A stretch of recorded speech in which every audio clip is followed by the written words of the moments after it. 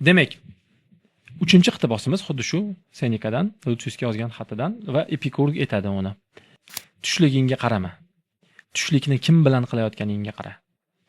Do'stsiz ovqatlanish bo'ri yoki sherning hayotiga o'xshaydi.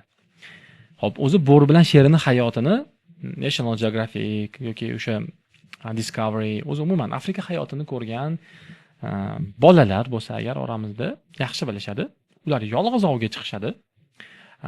Yoki to'da bo'lib chiqishi mumkin ovga, lekin ovla bo'lgandan keyin yeb bo'lgunicha hamma kutib turadi bir-birini. Ya'ni bitta oldin katta er-sher to'y bo'ladi, keyin ayollar, keyin bolalar, keyin ortib qolmagan agar qaysidir kuchsiz sher bo'ladigan bo'lsa, u och qolib ketadi. Undan tashqari sher va bo'lalar doim territoriya, ya'ni o'zida turgan joyini bo'lib olishadi. Bir-birini yaqinlashtirmaydi. Ular yolg'iz yashaydi. Kuchsiz bo'lib qolishi bilan erkak shermi, ayol shermi uni to'dadan chiqarib yuborishadi. Uni hech kim o'tirib boqmaydi. Ya'ni ovga chiqa olsang, sen yashaysan, ovga chiqa olmasang, uzr, biz seni chiqarib yuboramiz. Ya'ni bu o'zing uchun o'zing yasha, o'zing uchun o'zing kurash.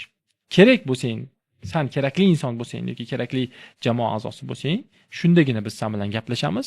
Kasal bo'lib qoldingmi? Bo'ldi, kerak emassan. Bitta ularning ov hayotini ko'rib chiqing. Aynan shuning uchun ham Epikur sher va bo'rilarning hayotini misol keltiryapti. Xo'p, endi doim ovqatlanyapsanmi? Do'st bilan ovqatlan. Yolg'iz ovqatlanma. Ovqatlanish emas. Ovqatlanish sotsializatsiya, ya'ni ijtimoiylashuv, do'stlashuv, fikr almashuvi, maslahatlashuv. Eng kamida diydorlashuv. Bir-biringizga qarab o'tirsanglar ham. Men o'zim ham nimaga bu iqtibos soldim? Birinchidan amal qilaman to'liq bunga.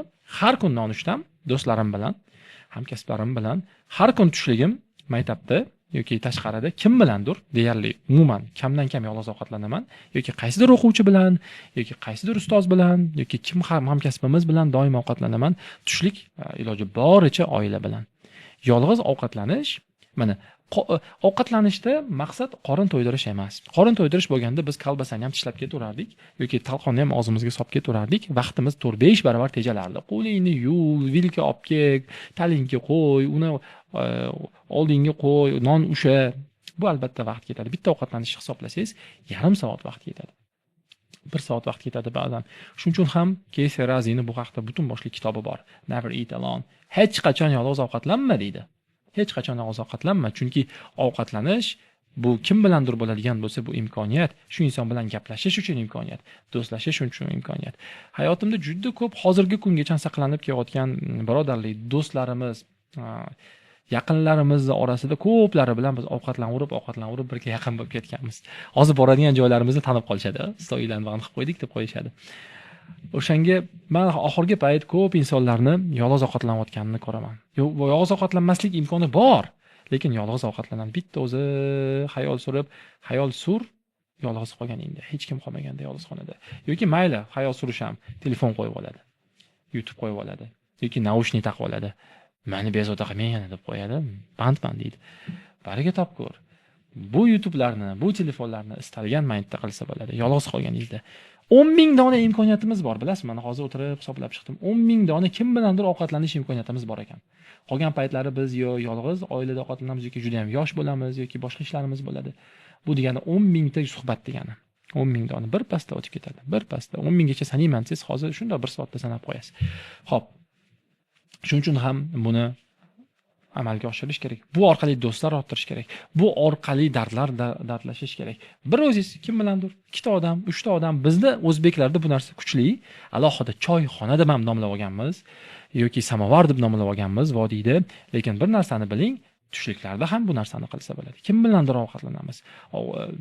Maqsad ovqatlanishdan faqat ovqatlanish emas. Biz shunchaki kaloriya yig'ish uchun kelmaganmiz. U kaloriyani bab ishlatvoramiz. Maqsad do'stlashish. Ben Franklinning kitobida o'qib qoldim. Do'stlar eng katta boylik. Men ham bu fikrga qo'shilaman. Ba'zilar aytadi, siz do'stlar sizni muhitingizni bo'g'ayotgan bo'lsa, voz keching ulardan, sizni o'stirmayapti. Voz kecha olinadigan inson do'st emas, baraka topkur. Bu shunchaki o'rtoq ulfat. Do'stlar voz kechiladigan inson bo'lmaydi. Do'stlar bitta boshlandimi oxirigacha boradi.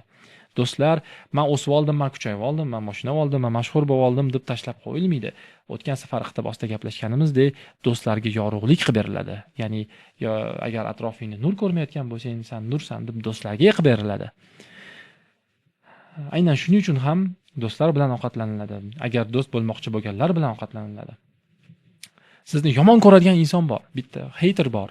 Polniy kommentlaringizga hammasiga dizlayk bosadi. Bitta shu inson bilan tushlik qiling, keyin menga ayting. Qanaqa bo'larkin natijasi? Bitta nonushta qiling shu inson bilan. Qani to'lab yuborsiz shart emas unga, ovqatiga to'lab yuborib, mana o'tkazib qo'yib emas, yo'q. Hamma o'z-o'ziga to'lasin. Lekin qani bitta effektini ayting. Mana shundan keyin qanaqadir chiqish olmaydigan insoningiz bor. Shu gapingizga to'g'ri kelmaydi. Bitta o'tirib nonushta qilinglar. Endi albatta bu romantik bo'lib ketish kerak emas. Oddiy, casual nonushta deymiz.